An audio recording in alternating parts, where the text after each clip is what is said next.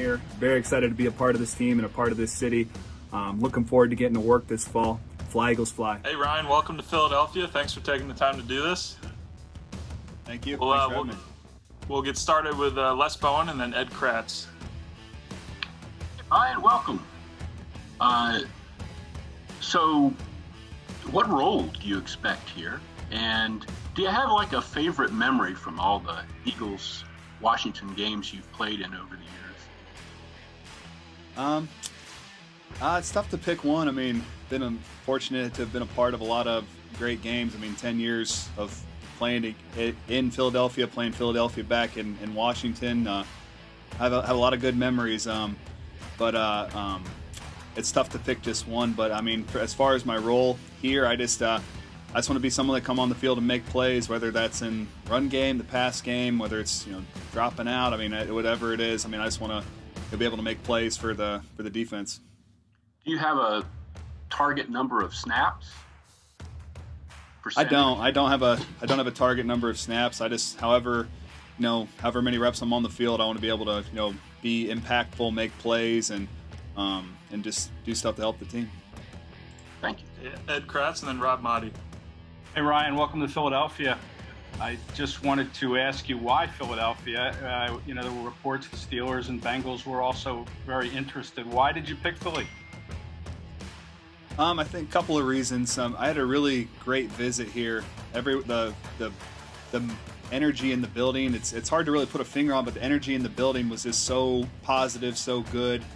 And I mean, from Coach Sirianni to Coach Gannon to Coach Rocker, I mean, they all you felt a good positive sense of energy here, and that was something that was really intriguing. And then also just talking through some film and talking some ball with the coaching staff, I feel like they're gonna put us in positions to succeed defensively, and that was something I was excited about. Rob Motti and then Mike Kay. Hey Ryan, what are your views on being a mentor to some of the younger players? I know you had an opportunity to do that with a lot of talented guys in Washington. How do you view that here in Philly? I'm excited for that opportunity. I've been fortunate to be in this league a long time, 10 years, and so I feel like I've learned a lot. I've been able to gather a lot, whether it's from different players, different coaches, different experiences. I feel like I got a lot to pass on from the mental side of the game, and I'm excited to do that with some of the guys here, like I've done with some of the guys in Washington over the years. Okay, Mike Kay and then Jeff McClain. Hey Ryan, we talked to JG Gannon last week, and he talked about pressuring quarterbacks pre-snap, and you were obviously very versatile. You can play linebacker, you can play defensive end. How do you think you can kind of help put pressure on signal callers before the snap in a defense like this? Well, I feel like with this defense and the way we're going to do some things, it's going to allow us to be pretty multiple up front, and allow us some to kind of not do the same thing over and over again. And I think that's going to allow us to kind of be able to gain an edge mentally pre-snap. Jeff McClain and then John McMullen. Ryan, you've played most of your career as a 3-4 outside backer. The expectation here is that it'll be a 4-3. Certainly, obviously, there are some similarities. But what are some of the differences? And will you still kind of rush standing up? Will you be in a 3-point stance? I mean, what are your expectations in terms of the scheme change? My expectations are just that Coach Gannon knows ball. He knows his personnel, and I feel like he's gonna put us in the position that's conducive to us being successful. I am fortunate to have had a lot of experience as a 3-4 backer. I've also had a lot of experience as a 4-3 defensive end, whether back in college or this past season in Washington. So I feel like no matter what the role is, I feel like I'm going to feel comfortable doing it, because when you're on the line of scrimmage, it's all kind of you're still doing most of the same things. It might just be in a different way. John McMullen and then Zach Berman. Hey Ryan, welcome. You had a lot of great matchups with Lane over the years. Curious as to how you think you guys can help each other improve now that you'll be practicing against each other.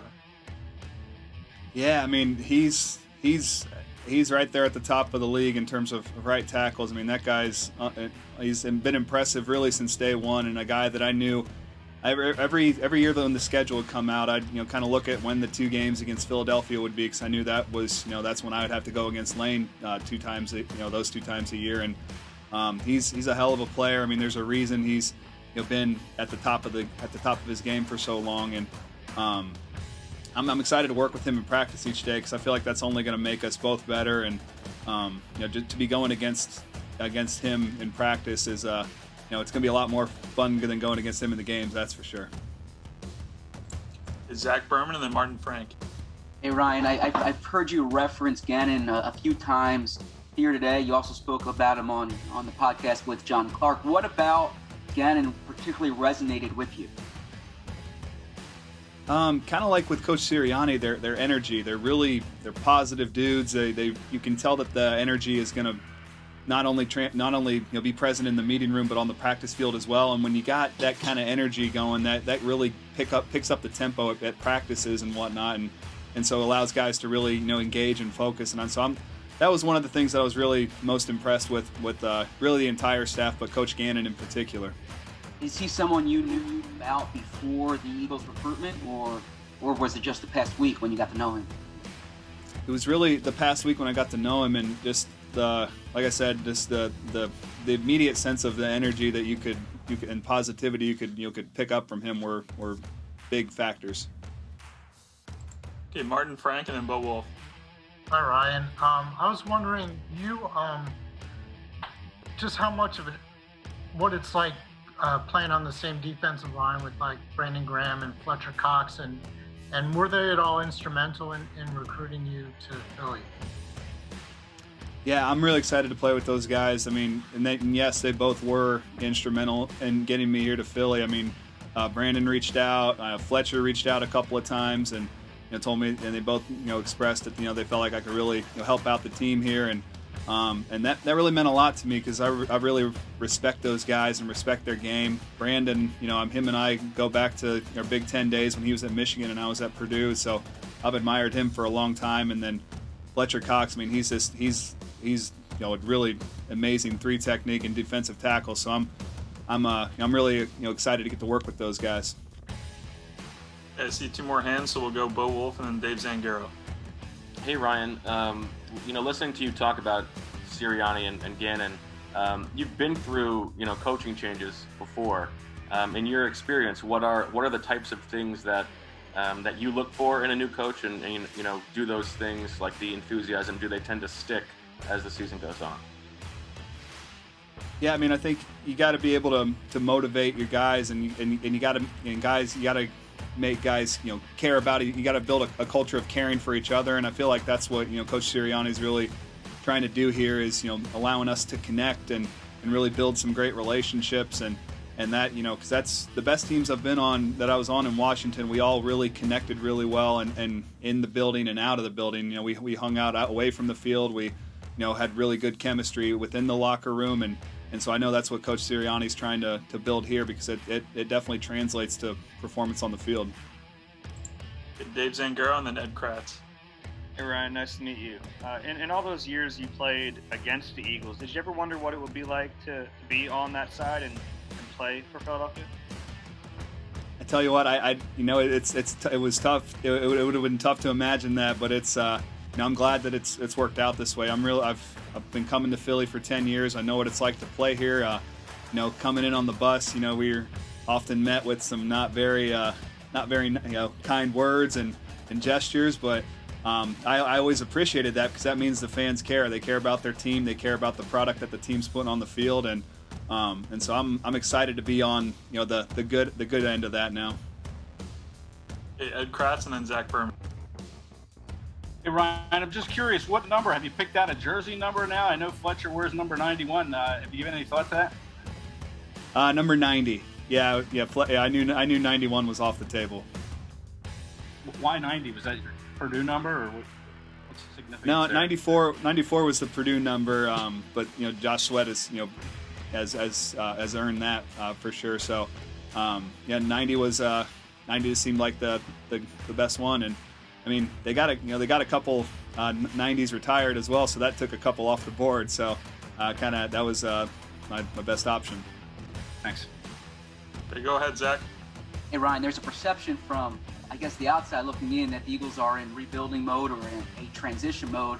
As a veteran, was that something you looked at and you view it differently here in Philly? Well, I know as a player, you don't ever really see the team you're on as being in rebuilding mode because you can't. I don't think as a player you can look at it that way. As a player, you got to go out and say, "Hey, I got to perform," whether no matter what the case is, whether we're 17-0 or whatever. So it's like you gotta go out there and perform, and that's how I'm going to treat it. I mean, people forget that Philly had been in the playoffs 3 straight years until last season. So the pieces are definitely still there, and there was that was a big factor in me coming here too. Thank you. Okay, thanks, Ryan. Thanks, everyone.